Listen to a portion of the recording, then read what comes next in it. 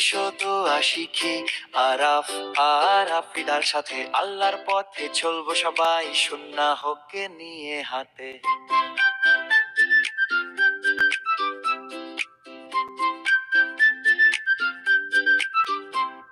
মিষ্টি ছেলে আরাফ দেখো দুষ্টুমিতে সেরা, আফ্রিদা আপু বুঝিয়ে বলে ইসলামের সব ধরা।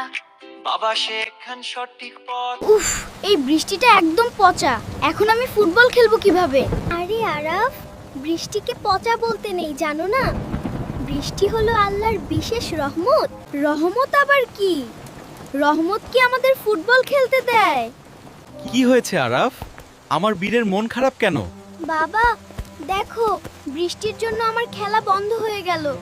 শোনো বাবা, বৃষ্টি না হলে গাছপালা মরে যেত। আর জানো আরাফ, বৃষ্টি দেখলে একটি সুন্দর দোয়া পড়তে হয়। দোয়াটা কি বাবা, বলো।